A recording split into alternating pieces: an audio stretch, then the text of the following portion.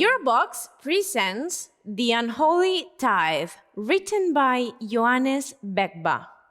This book delves into the controversial topic of tithing within Christianity, presenting a detailed exploration of its biblical roots, spiritual implications, and relevance in modern faith.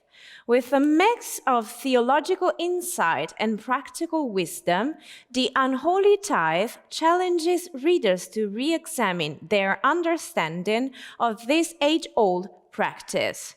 Today, we're honored to welcome Apostle Johanes Vegba, author of this book, and our special guest.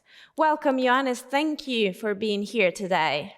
Thank you for having me on your program. It's an honor to be on the program. Your book opens with the verse from Matthew 23:23, where Jesus critiques the Pharisees for neglecting justice, mercy, and faithfulness while tithing meticulously. How does this verse encapsulate the central message of the book? Thank you. The central message of the book, The Unholy Tithe, is to determine the tithe that is acceptable to God. So Jesus, as God's Son and the voice of God, tells us what we should know about God. And he is showing us what will be more pleasing to God. So he is saying that our tithes can be holy before God and can also be holy. And that there are things that if we do and we add the tithes, then the tithes will be very holy before God. So he mentioned mercy, justice, faith.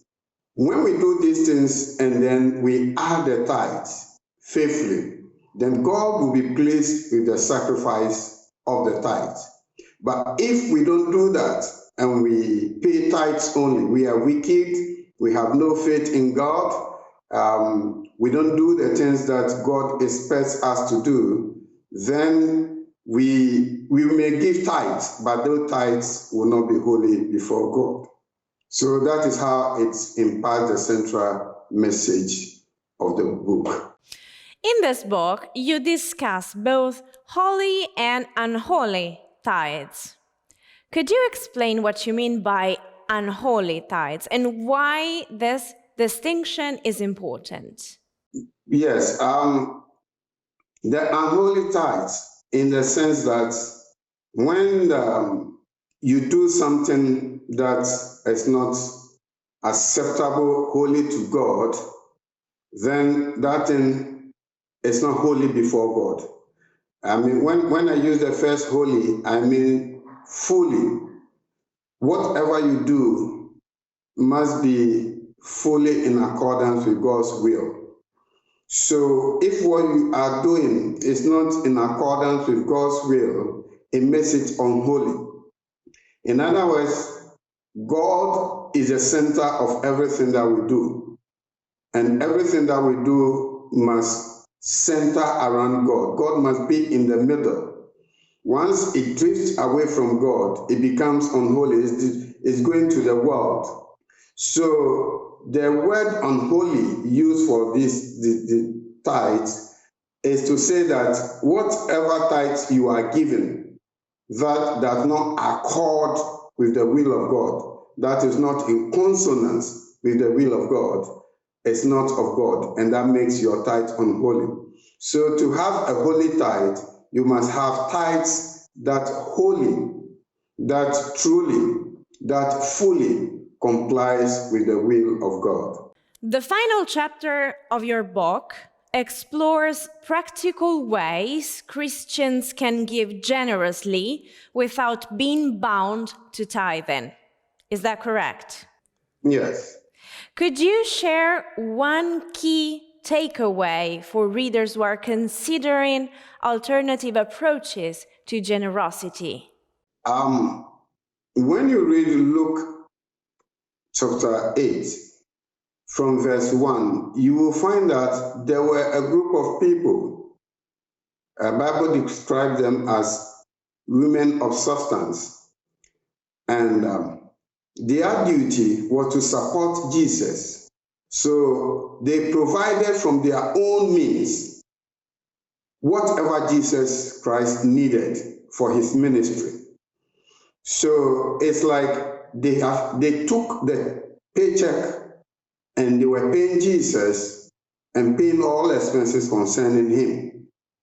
So if we want to show generosity, it means whatever we have to give it for the support of the kingdom business. We remember also in Matthew chapter 19, how from verse 22, how the rich young ruler came to Jesus. And he said he wanted to inherit eternal life. And Jesus said, go and obey all the laws. He said, I've done this from my youth. Jesus said, okay, then go and sell everything that you have and come and follow me. So when he heard that, the Bible said he became sorry. Now, if you can be truly generous and give out of whatever you have freely to support the work of God, that will be good, that will be great. But human as we are, we cannot do that. We remember also the story of Ananias and Sapphira in Acts chapter 5, where they also sold their property, but they kept back some of the money. So we cannot fully give out generously to God. And that is why God is saying, you just give me 10% of whatever you earn. Keep the rest. So generosity, yes, we can be generous, but we can be truly generous. So that is why God has set his benchmark. Just follow it, and that will be all for you.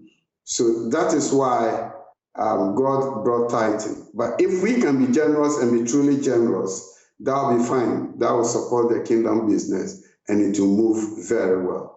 Thank you, Johannes, for this insight, and thank you again for your time. We wish you best luck with your book. Thank you. Thank you. It is my honor to be part of this great